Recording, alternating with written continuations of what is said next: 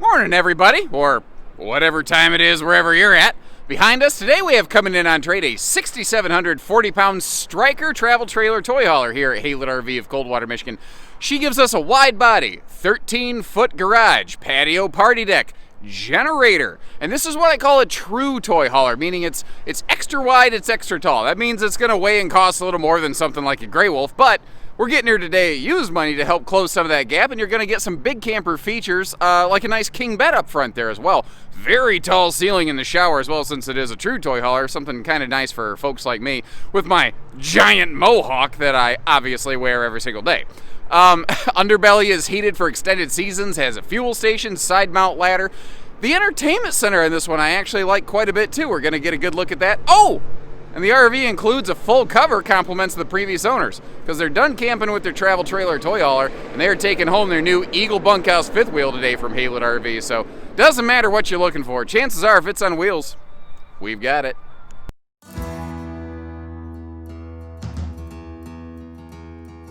From the front kitchen wall where we're standing to the back of the ramp, this one gives us 13 foot of loading space. Now, with this being a wide-body true toy hauler, and they have the RV raised up enough that you don't have to deal with the wheel well right there. That means you're going to get the maximum possible amount of loading width right here that you're going to find in an open concept like living kitchen garage mesh merge hybrid style toy hauler right here. Now, there's 100 different toys and a lot of different like side-by-side ATVs and all that stuff. If you're curious if your thing fits, all you need to do, call our team with measurements of your thing. We'll walk out here and hand measure it, and we will double check to make sure she fits. We've got a single kind of barrel rocking chair here that you can move around the RV. You need to store it usually like in the kind of around the bathroom hallway area when you're traveling. But you notice that this RV also includes, compliments the previous owner, a full RV cover, which is one of the reasons this thing looks fantastic. And of course, that ramp patio package allows you to, there's just something, I don't know, regal. Maybe it's a little hoity-toity. It's nice to be able to come out here. And is this wrong? I don't want to seem like a jerk when I say this, but there's something fun about looking down from like a balcony. I think it's maybe part of our Hollywood culture. Like you see these people in these fancy hotel suites and stuff looking out from a balcony. That's supposed to be like the epitome of fun and big time lifestyle, like you've made it. And it feels like you get a little slice of that here, you know. Now, since they did raise the floor of this to get rid of that wheel well, that means that we've got a pretty tall ride deck. It's pretty high up here. So they dovetailed the back end to make sure you're not going to bottom out your stuff and scrape everything up. Nothing like ripping pipes off as you're loading up to leave. That removable piece of carpet right there, if you want to pull that out, you can. It is completely carpetless below, and you've got D-ring tie-downs all the way up to that front wall. Quick bit of housekeeping here for you. You see these panels, like that panel's missing. Those panels are laying there. There's a plastic bag. Oh, it looks scary like it was damaged. No, absolutely nothing of that sort. The RV is just simply winterized, and that's how they needed to access some things. And if you're noticing, both of the panels, they're still here. They're not damaged, and the previous owners actually even took the time to collect all of the screws and keep them in that big old Ziploc bag right there. That is some nice care, detail, and attention to ownership. And overall, thing is, like, whenever I get a used RV in, I try to find something about it that, like, isn't flawless. So, I'm not just blowing smoke up your backside. I'm really struggling here, and I think the worst I've been able to come up with is, like, the countertops need wiped down. That's the worst I can find on here. I really can't find anything to knock against this one. Overall, it is pretty sharp. Let's take a look at the kitchen.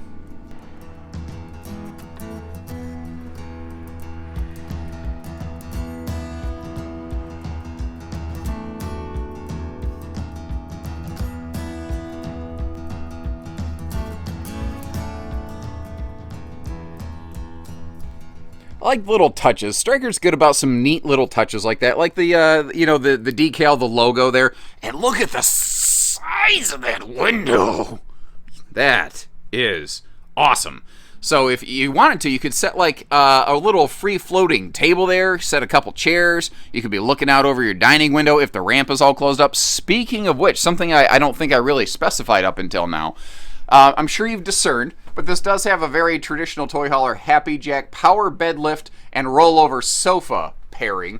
But it also has a free-floating table with it right there. So that table you could put out here on the King and Queen's royal patio, as I was for some reason feeling like describing it. You could put it down here if those 2 sofa benches were in the down position. You could use it like a 6 adult seating space. By the way, that's another cool thing about this. This is a really neat alternative to a bunkhouse because you could sleep 4 to 6 adults in here due to those big power lift beds. And that ladder makes it easy to get up and down. Although, again, I try to be fair. I noticed this leg was a little bit, like just bent a little bit, not a big deal. Or you could put that table over here in front of the window and enjoy a really cool view. You know, so I have mixed feelings about this. What do you guys think about putting decals over the windows? Some manufacturers do it, some don't. It kind of looks cool. And it doesn't really bother me visually until I'm standing right here and staring at it. But am I just overthinking it? Like, what's your opinion on that? By the way, for entertainment, did you notice you've got your entertainment system here, but the TV, did you catch that it actually pivots around? It's an unconventional placement for the TV in a toy hauler like this, but it kind of works because if you were sitting in the chairs in front of the window, man, you're right here.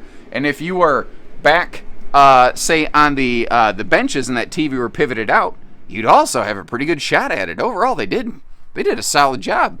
That is a smaller type vent fan up in that ceiling vent here in the kitchen. It'll help get some cooking heat out of this thing. That's the kind of thing that if you wanted to upgrade that here at Haylett RV, we have upgrade fans up the wazoo in the part shop, which, trust me, you don't want to know how we got them there. Now, this is, again, what I call a true toy hauler, not a crossover. Like, we have a lot of smaller class, very similar layout travel trailer toy haulers here at Haylett RV, but they have a traditional travel trailer height. This is extra tall. It's extra wide. That's where a lot of the extra weight and cost comes from, but that extra height in the shower, the loading space, the ability to add that Happy Jack, like bed and sofa lift system there, you really can't effectively do those things in a more conventional travel trailer toy hauler. Now, it's a dual entry bed and bath. You have a sliding privacy door right here where I'm standing. We have ourselves a king bed, and normally that would maybe potentially be a little bit bossy in the room, but since this is a wide body coach, it's going to retain some good walk around space. I thought I'd move here real quick to give you a better idea. Now, remember that this does have a generator. So that's part of the reason, like if you look on the sides of the bed, you have that big hutch kind of sticking out. So you do need to climb into bed a little bit, but you're doing that like, what, once a day, twice a day if you got to get up at night to use the bathroom. In the meantime, you've got some nice side stands handy for CPAP users. You've got dresser drawers and hanging closets on both sides of the bed. And since it is so darn tall, they were able to add full overhead storage as well as a neat little kind of phone shelf. Then if you're laying in bed, you need to crank up the air or the battery's getting low, you can just reach up from bed and turn on the generator right there. TV hookups across from the bed, which is pretty common, but it doesn't look like they were really used here. Something else, kind of like in the kitchen. Got a power vent fan up here, which is, again, going to be more than enough for just this one room. So it has 3 powered vent fans. And again, if you feel like upgrading those, our parts and service team here at Haylett RV, we got the parts and ability and know-how and willingness and drive to get it all done, yes sir. Speaking of under the bed, that's what we're looking at right there. It is a large compartment. Now, it might not pass all the way through, but again, that's one of those kind of necessary things to be able to house a generator on this trailer right here. A lot of people ask us, even on like little small, say like single axle wolf pup style trailers, well, where's the generator? That's just not something that small campers really have room for. You need to make something extra large like this to really make space for it, unless you're going to open mount it on the tongue, and then you could do that to just about anything. And I mean, it is exceptionally well kept. Ladies and gentlemen, the skin gleams. The nose cap, other than the little frost on the front of it from towing it here, looks tremendous. The tires look amazing. They kept it covered, but they didn't just do that. They kept it covered and cleaned. You see the Onan 4000 generator over here? If you're off grid, it will allow you to do pretty much anything and everything you want to do with this. Run the air, keep everything up and running. Underbelly's enclosed and heated. You see the handy sewer hose caddy right there to keep the stinky slinky from merging with everything else. Oh, wait a minute. Just kind of keyed into something here. I think that might be a 10-gallon water heater.